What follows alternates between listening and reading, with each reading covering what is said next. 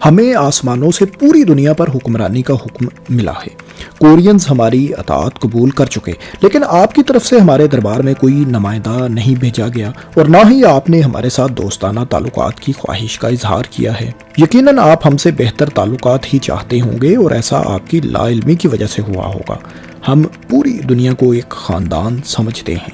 अगर आप हमारे साथ दोस्ताना ताल्लुकात कायम नहीं करेंगे तो कैसे पूरी दुनिया के एक ही ख़ानदान होने का अकीदा पूरा होगा? और ऐसा करने के लिए जाहिर है हथियारों का इस्तेमाल आखिर किसे पसंद है? दोस्तों, ये उस ख़त के अल्फाज हैं जो Khagan of Mongol Empire the Great Kublai Khan ने 1266 में जापानी शहनशाह को भेजा। इस खत में जहां कुबलाई खान ने जापान के साथ दोस्ताना ताल्लुकात की ख्वाहिश का इजहार किया है, वहीं ऐसा न करने की सूरत में ढके छुपे अल्फाज में हमले की धमकी भी दी है। ये कोई नई बात नहीं थी, बल्कि किसी भी मुल्क या सल्तनत पर हमला करने से पहले मंगोलों का यही तर्ज अमल हुआ करता था, यानी पहले अतात या दोस्ताना ताल्लुकात कबूल करने का पैगाम और ऐसा ना करने की सूरत में हमला। ये पैगाम लेकर जब मंगोल सफ़ीर जापान पहुँचे तो उन्हें जापानी शहनशाह से इसका जवाब हासिल करने के लिए महीनों इंतज़ार करना पड़ा। इस लंबे इंतज़ार के बाद भी उन्हें बगैर कोई जवाब दिए वापस भिजवा दिया गया। 1269 में कुबलाई खान ने एक बार फिर जापान को अतात कबूल करने और मंगोल एम्पायर को खराज अदा करने का कहा, लेकिन इस बार भी मंगोल सफ़ीरों को बगैर कोई जवाब दिए ही जापान से लौटना पड़ा। इसके बाद आने वाले बरसों में भी ये सिलसिला कुछ देर तक चलता रहा, लेकिन मंगोल सफ़ीर जापानियों की तरफ से कोई रिस्पांस लेने में नाकाम रहे। दोस्तों, ये तो मालूम नहीं कि जापानियों को वाकई मंगोल हमलावरों की होलनाकियों का इल्म था या नहीं, या फिर वो सफारतकारी के आदाब से ही उस वक्त नावाकिफ़ थे, या फिर उन्हें अपने दिफा पर इस कदर घुमंड और एतमाद था। लेकिन जो कुछ भी था, मंगोलों के साथ ऐसा करना जाहिर है तबाही को दावत देने के मुतरादिफ तो ज़रूर था, और फिर ऐसा हुआ भी। कुबलाई खान को जब जापान की तरफ से अपने सफ़ीरों के साथ मसलसल ऐसे रवैये और बगैर किसी जवाब के वापस भिजवाने की खबर मिली तो उन्होंने जापान पर हमला करने का फैसला कर लिया। मंगोलों के जापान पर हमले की जहां ये एक वजह थी, वहां चंद और वजूहात भी थीं।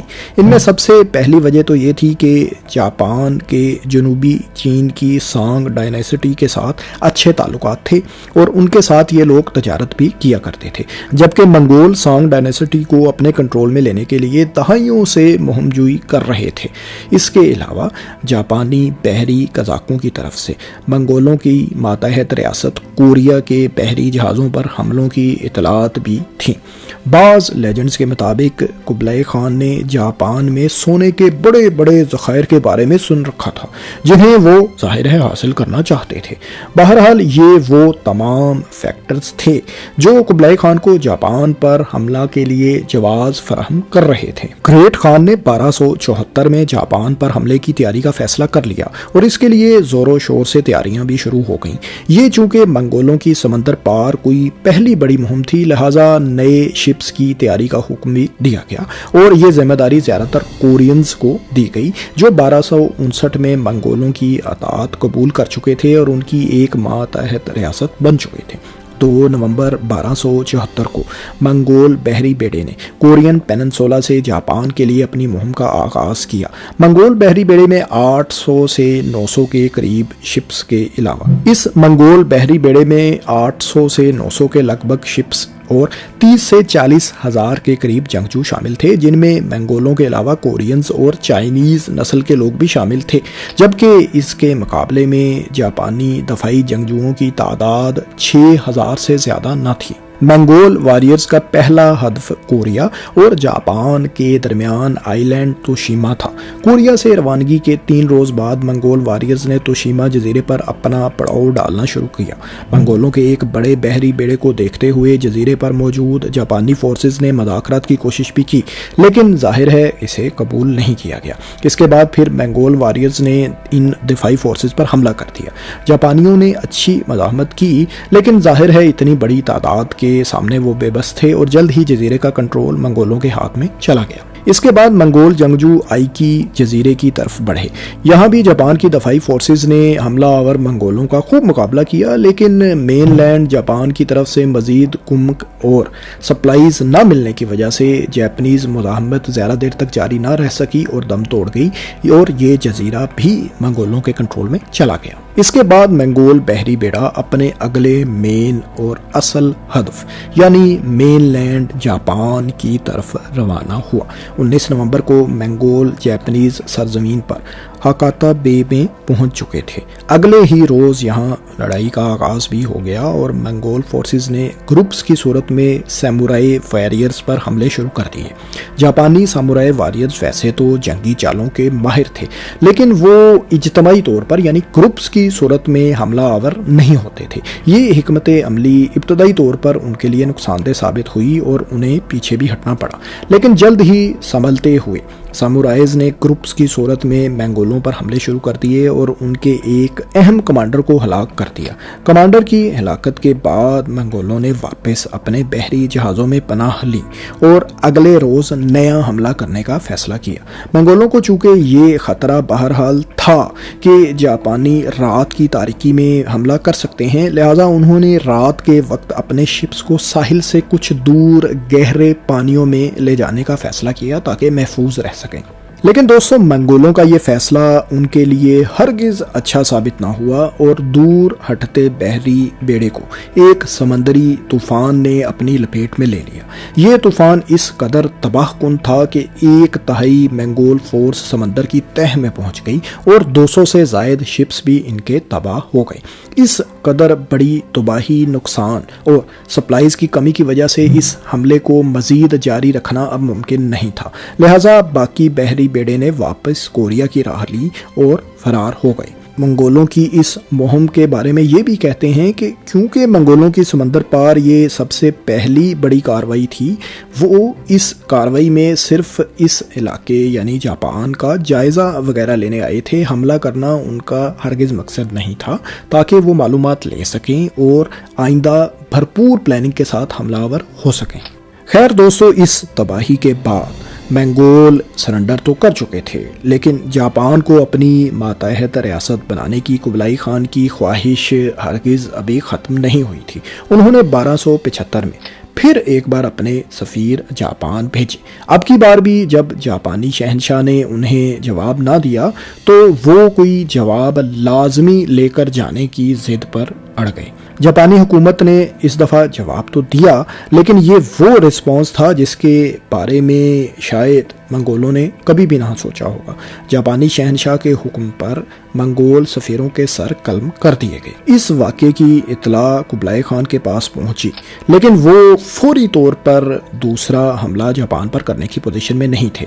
सांग डायनेसिटी के खिलाफ चूंकि उनकी एक लंबे अरसे से जारी मुहिम फैसला कुन मोड़ पर थी, लिहाजा वो इसे दरमियान में नहीं छोड़ सकते थे और इसके साथ ही एक नया महाज खोलना भी जाहिर है अक्लमंदी नहीं थी। जापानी क्योंकि अब पहले से इल्म रखते थे कि मंगोल हमला ज़रूर करेंगे, लिहाजा सांग डायनेसिटी में मुहिम पर कुबलाई खान की तवज्जो का फ़ायदा उठाते हुए उन्होंने अपने साहिलों पर मंगोल हमला आवरों को रोकने के लिए हाकाता बे के इतराफ 20 किलोमीटर लंबी और 2 मीटर तक ऊंची हिफाजती दीवार तामीर कर ली। 1279 में कुबलाई खान ने फिर सफारतकारी से जापान को अपनी अतात कबूल करने का पैगाम भेजा, लेकिन इस बार भी उनके सफ़ीरों के सर कलम कर दिए गए। सांग डायनेसिटी चूंकि अब मंगोलों के कंट्रोल में आ चुकी थी, लिहाजा अब की बार कुबलाई खान ने जापानियों को इस बदसलूकी का सबक सिखाने का फैसला किया और इसके लिए तैयारियों का आगाज भी कर दिया। 1281 में इस मुहिम पर जाने के लिए 4400 शिप्स तैयार हुए और 1,40,000 से जायद जंगजू जापान की मुहिम पर रवाना किए गए। जापान की दूसरी मुहिम पर जाने वाले बहरी बेड़े को 2 हिस्सों ईस्टर्न फ्लीट और सदर्न फ्लीट में तकसीम किया गया। ईस्टर्न फ्लीट में 900 के करीब बहरी जहाज जबकि 40,000 से जायद जंगजू शामिल थे और इस फ्लीट ने कमोबेश वही रास्ता इख्तियार किया जो मंगोलों ने 1274 के हमले में भी इख्तियार किया था। इसके बरक्स सदर्न फ्लीट में 3,500 शिप्स और 1 लाख से जायद वॉरियर्स शामिल थे, जिनमें ज़्यादातर तादाद चाइनीज़ की थी। ईस्टर्न फ्लीट ने मई 1281 के आखिर में अपने सफ़र का आगाज़ किया और 9 जून को तोशिमा जबकि 14 जून को आइकी आइलैंड पर हमला किया।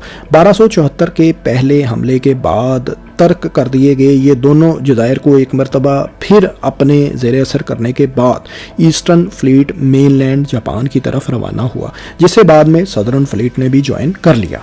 इस बार जापानी पहले की निस्बत ज़्यादा तैयारी के साथ मौजूद थे। जुलाई के आखिर और अगस्त में जब मंगोलों ने जापान पर हमला किया तो उन्हें शदीद मुज़ाहमत का सामना करना पड़ा।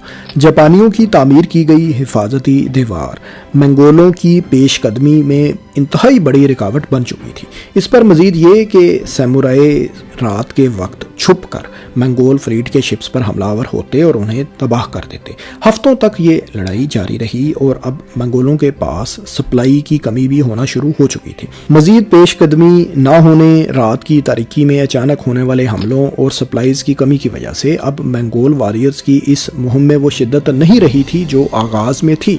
बिलाखिर 14 अगस्त 1281 को एक मरतबा फिर मौसम ने मदाखलत की और एक बड़े समंदरी तूफान ने मंगोलों का 2/3 फ्लीट तबाह कर रख दिया। इस तबाही की 2 बड़ी वजूहात मौरखीन बताते हैं। एक तो ये कि मंगोल समंदर पार मुहिम के इतने माहिर नहीं थे, यानी बहरी अमूर में उनको कोई खासा तजर्बा हासिल नहीं था, जबकि उनके शिप्स भी क्योंकि जल्दबाजी में तैयार किए गए थे अचानक हमले के लिए, इसलिए वो समंदरी तूफानों का मुकाबला करने की सलाहियत भी उस कदर नहीं रखते थे, यानी निस्बतन कमज़ोर थे। इसके अलावा मंगोलों ने रात की तारीकी में जापानियों के हमलों से बचने के लिए अपने शिप्स को एक दूसरे के साथ बांध भी रखा था। इसका नुकसान ये हुआ कि तूफान के दौरान कई शिप्स एक साथ बंधे होने की वजह से एक ही साथ समंदर की तह में पहुंच गए।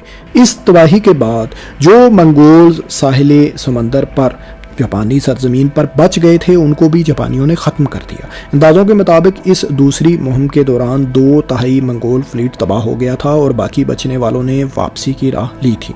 यूं मंगोलों की इस मुहिम का अंजाम भी तबाही की सूरत में ही हुआ, जो मंगोल वॉरियर्स के लिए एक इबरतनाक शिकस्त थी। इसके बाद मंगोलों ने कोई बड़ी कार्रवाई जापान के खिलाफ कभी नहीं की। ये वो ज़माना था जब मंगोल एम्पायर वैसे भी कमज़ोर होना शुरू हो चुका था और इसी टाइम पीरियड में इन्हें कुछ मज़ीद शिकस्तों का सामना भी करना पड़ा, जिसके बारे में हम आपको पहले भी बता चुके। और इसी टाइम पीरियड के दौरान मंगोलों को कुछ और शिकस्तें भी हो चुकी थीं, जिनके बारे में हम फिर कभी बात करेंगे। दोस्तों, मंगोलों की तरफ से जापान पर किए गए इन दोनों हमलों के बारे में जापानी कल्चर में एक बात बहुत मशहूर है कि ये दोनों तूफ़ान आसमानों से जापानी सरजमीन की हिफाजत के लिए भेजे गए थे, जिसके लिए इनके मजहबी पेशवाओं ने ख़ास तौर पर दुआओं का एहतमाम किया था। इस आसमानी मदद को कामिकाज़े का नाम दिया गया और ये टर्म तकरीबन 7 सदियों बाद फिर जंग अजीम दोम के दौरान मंजर आम पर आई, जब जापानी पायलट्स जापान को इन्वेजन से बचाने के लिए इत्तेहादी फ़ौज के बहरी बेड़ों से अपने हवाई जहाज़ों को जानबूझकर टकरा देते थे। इन पायलट्स और जहाज़ों को कामिकाज़े का नाम ही दिया गया था। दोस्तों, मंगोल एम्पायर की जापान के महाज पर 2 बार पसपाई से मुतालिक आपको ये हमारी वीडियो कैसी लगी? इस किस्म की मज़ीद दिलचस्प और मालूमाती वीडियोस देखने के लिए हमारे चैनल को भी सब्सक्राइब कर लें। शुक्रिया।